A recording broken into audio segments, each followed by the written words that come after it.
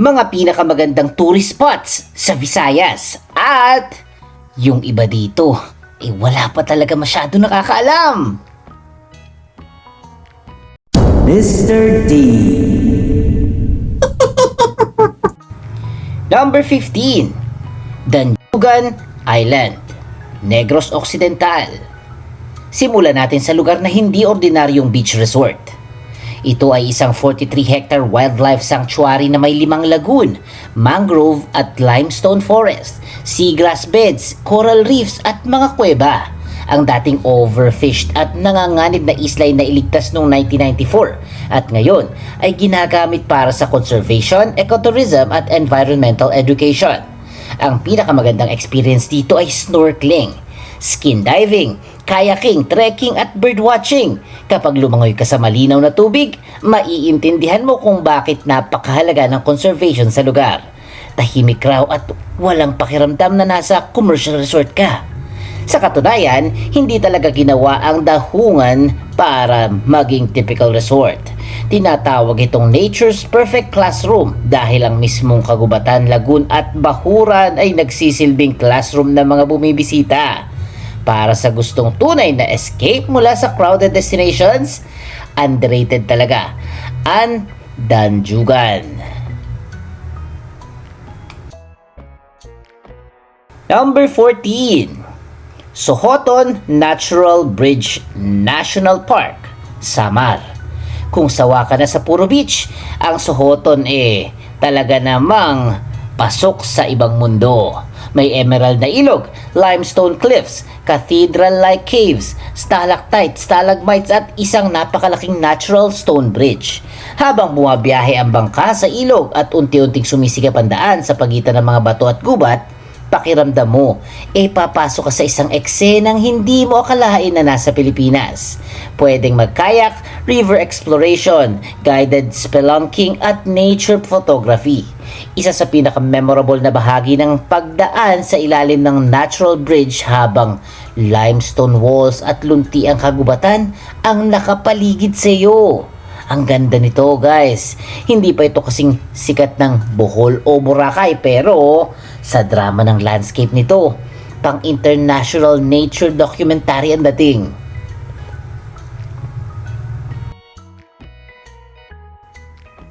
Number 13, Mararison Island, Antique. Dito sa Kulasi, Antique, may maliit na fishing island na naging kilala bilang hidden gem dahil sa pambihirang kombinasyon ng dagat at rolling hills. Ang Mararison Island or tinatawag din ng iba na Malalison. Ito'y halos 15 minutes na boat ride lamang mula sa mainland Kulasi. Sa isang side, may white beach at sandbar. Sa kabilang side naman may lunti ang burol na nakaharap sa malawak na dagat. Ang dapat gawin dito ay mag-trek sa viewpoint. Habang umakyat, makakakita ka ng pitcher plants. Paglingon mo, unti-unting lilitaw ang turquoise sea, sandbar at maliliit na fishing community sa ibaba. Naging mas kilalang Mararison bilang tourist destination bandang 2014 at maraming residente ang naging local guides, boatmen at homestay operators. Kaya habang nag-e-enjoy ka sa tanawin, direktang nakakatulong din ikaw mismo sa turismo ng community.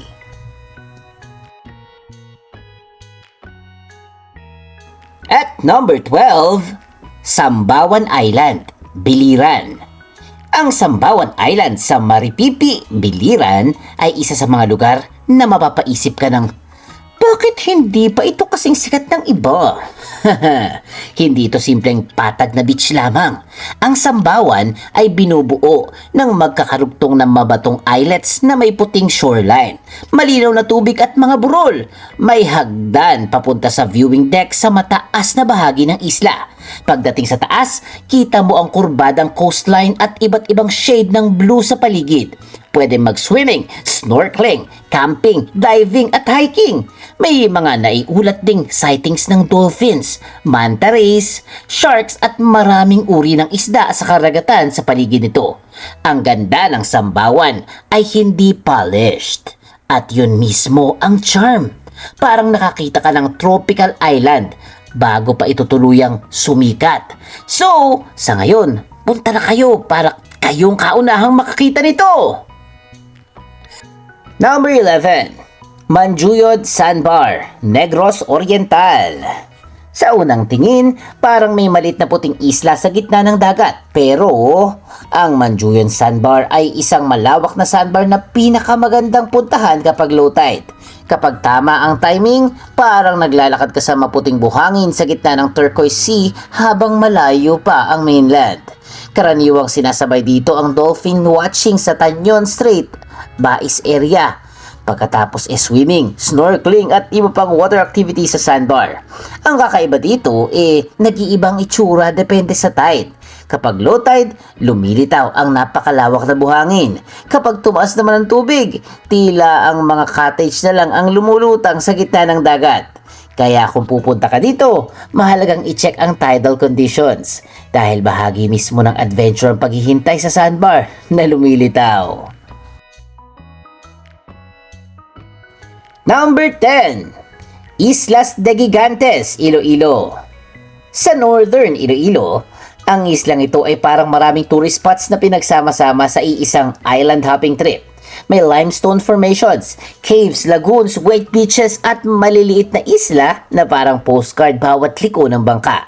Sa isang pinakasikat ang Kabugaw Gamay. Habang isa namang kakaibang experience ang pagpasok sa tangke, lagoon na napapalibutan ng limestone walls.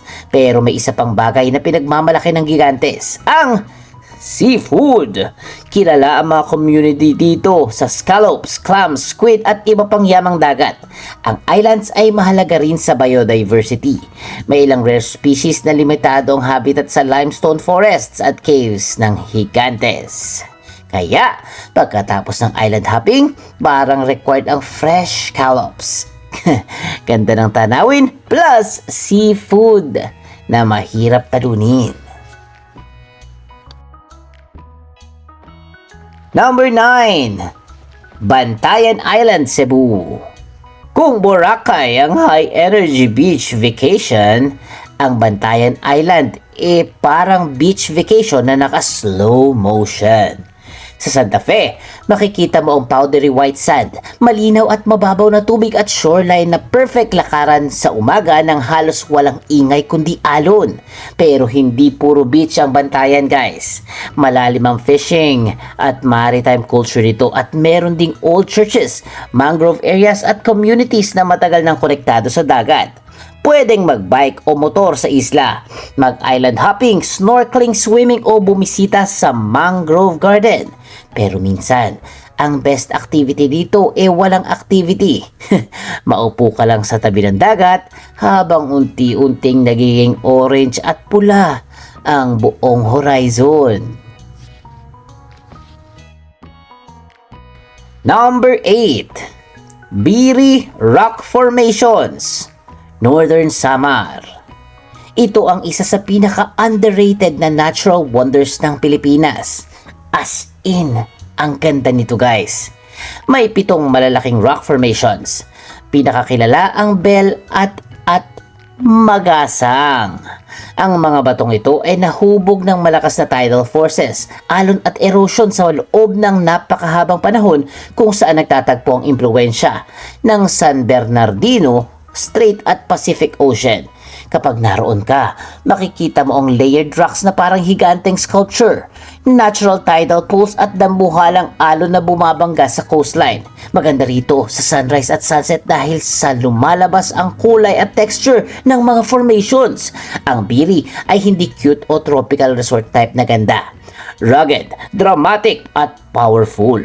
Para kang nakatayo sa harap ng isang landscape na nagpapaalala kung gaano tayo kaliit kumpara sa kalikasan.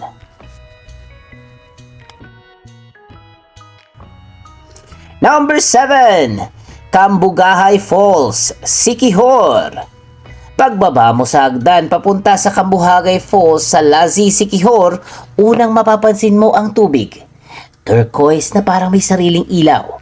Isa itong 3-tiered waterfall na napapalibutan ng makapal at tropical vegetation. Pwedeng lumangoy sa malamig na pools at subukan ang sikat na rope swings. Pinakamagandang pumunta ng umaga. Kapag konti pa ang tao, maririnig mo ang pagbagsak ng tubig, huni ng mga ibon at tunog ng kagubatan. So peaceful. Matagal nang kilalang si Kahor sa folklore, healing traditions at mysticism. Pero pagdating sa Kambugahay, hindi mo kailangan ng kwento tungkol sa magic. Ang mismong kulay ng tubig, liwanag na sumisingit sa mga puno at malamig na hangin nagmumula sa falls. Yun ang magic. Number 6. Malapaskua Island, Cebu. Maliit lang ang island na to pero sa diving world, napakalaki ng pangalan nito. Matatagpuan ito sa Hilagang Cebu at kilala sa world-class diving at pagkakataong makakita ng treasure sharks. Mga sharks na madaling makilala dahil sa napakahaba nilang buntot. Pero kahit hindi ka diver, sulit ang Malapaskua. May white sand beaches, malinaw na tubig, simpleng village roads at tahimik na island atmosphere. Pwedeng mag-snorkeling, beach hopping, boat tour at simpleng manood lamang ng sunset. Ang exciting dito ay ang contrast. Sa ibabaw ng tubig, relax at tropical paradise. Ilang minuto lang sa bangka at pagsisid, maaari ka nang mapunta sa isang pinakakilalang shark diving destination sa bansa. Beach vacation na may kasamang wildlife adventure. Yan ang ino-offer ng Malapaskua Island. Number 5. Kalangaman Island, Leyte. Kapag nakita sa drone ang Kalangaman Island sa Palumpon, Leyte, parang may mahabang puting brushstroke na ginuhit sa gitna ng napakalawak na asul na dagat. Ang sandbar ang tunay na bida dito ha. Kapag magandang panahon, kitang-kita ang transition mula light turquoise hanggang deep blue. Pwedeng mag-swimming, snorkeling, kayaking o maglakad sa sandbar habang tubig ang nasa magkabilang panig mo.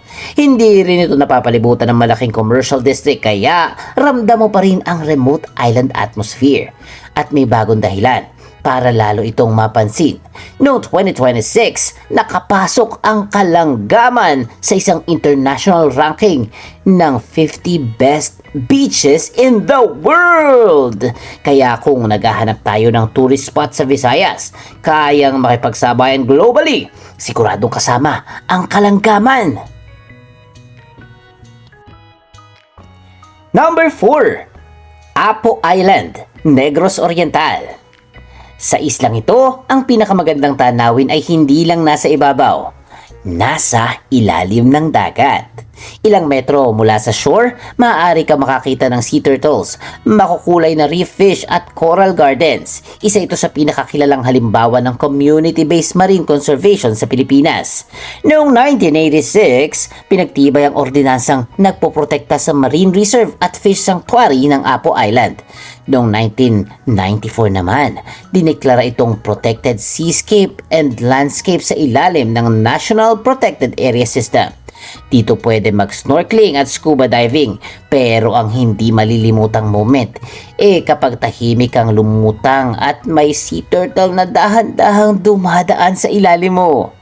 Walang aquarium glass, walang special effects. Ikaw mismo ang bisita sa natural nilang mundo. Ganda doon! Number 3. Kawasan Falls, Cebu. May waterfalls na maganda sa picture. Ang Kawasan Falls sa Badian, Cebu mas maganda kapag naririnig at nararamdaman mo mismo. Kilala ito sa matinding turquoise color ng tubig na dumadaloy sa multi-tiered limestone canyon na napapalibutan ng tropical forest, guys. Ang classic adventure dito canyoneering, trekking, river swimming, natural rock slides at optional jumps sa mga pinapayagang bahagi. Regulated ang canyoneering at dapat sumama sa accredited guide. Kapag malakas ang ulan, maaari ring isara ang activity dahil sa safety conditions. At yon ang nagpapaspecial dito. Hindi ka lang pupunta, magpipicture at uuwi. Pinaghihirapan mong experience. Pagkatapos ng canyon adventure, biglang bubukas sa harap mo ang malaking turquoise pool at rumaragas ang tubig ng kawasan. Parang reward pagkatapos ng isang natural obstacle course. Number 2, Chocolate Hills, Bohol. Hindi mo kailangan lumangoy para makita ang isa sa pinaka-surreal na landscape sa Visayas. Sa gitna ng Bohol, mahigit 1,000 halos magkakahawig na conical hills ang nagkalat sa napakalawak na lugar. Binabanggit ng Department of Tourism ang 1,776 mounds sa Chocolate Hills landscape. Hindi gawa ng tao ang mga to ha. Ang limestone ay nagmula sa sinaunang marine at coral reef environment.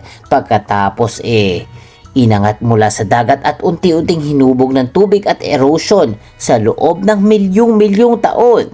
Kapag rainy season, matingkad na green ang hills. Sa dry season naman, nagiging brown kaya nagkakaroon ng pangalang Chocolate Hills. At noong 2023, naging unang UNESCO Global Geopark ng Pilipinas ang Bohol Island.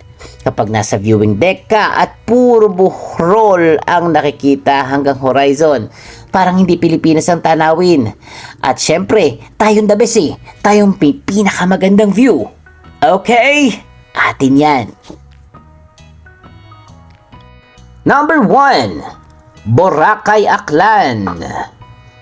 Marami ng bagong beach destinations ang sumikat pero ang White Beach nananatiling benchmark ng tropical vacation sa Pilipinas. Humigit kumulang 4 na kilometro ng napakaputing buhangin, malinaw na mababaw na tubig at sunset na kayang patahimikin ang halos buong shoreline.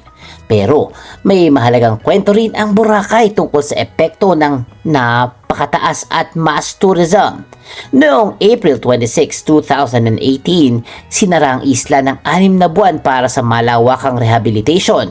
Kabilang dito ang sanitation, wastewater management, easement enforcement at rehabilitation ng ecosystems. Muli lang itong binuksan noong October 26, 2018. Ngayon, pwedeng raw sailing, parasailing, snorkeling, diving, paddle activities at kitesurfing sa Bulabog Beach. Pero ang tunay na Boracay moment ay simple lang. Nakatayo kang nakapaa sa White Beach. Unti-unting lumulubog ang araw. Ang langit nagiging gold, orange, pink at violet habang nagiging silhouette ang mga paraw sa dagat. Kahit ilang libong pictures na ng Boracay nakita mo online, hindi pa rin kapag ikaw mismo ang nakatayo doon. At yan ang dahilan kung bakit sa dami ng nagkagandahang lugar sa Visayas ito pa rin ang number 1. Bonus facts, D-Fam! May isang unexpected luxury side story ang Visayas. Sa Banilad, Cebu City, may house and lot na dineklara mismo ni Martin Romualdez sa kanyang 2008 SALN na noon may declared value na humigit kumulang 15 million pesos na. Pero mas intriguing ang nasa Leyte, ang The Tropics at MacArthur Park Resort and Convention Center sa Palu. Isang high-end resort na may spa, swimming pool, premium rooms at maging presidential villa. Ilang minuto lamang mula sa makasaysayang MacArthur Landing Memorial.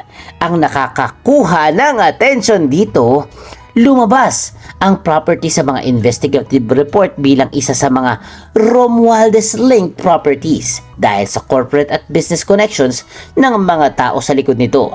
Pero mahalagang linawin ha, hindi pa ito katumbas ng patunay na personal nitong pag-aari ni Romualdez.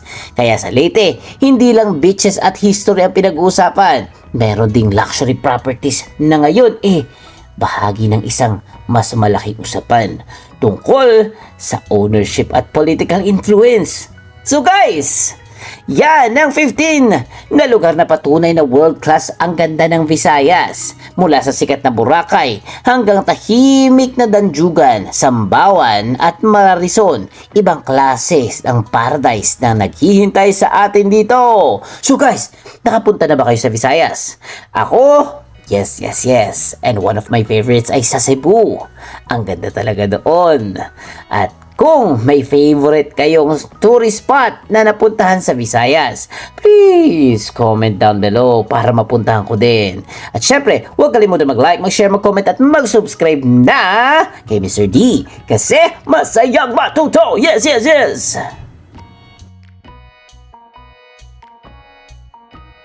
The end! Huwag kalimutang i-click ang subscribe button at bell icon ni Mr. D para masaya every day! See you, D-Fam!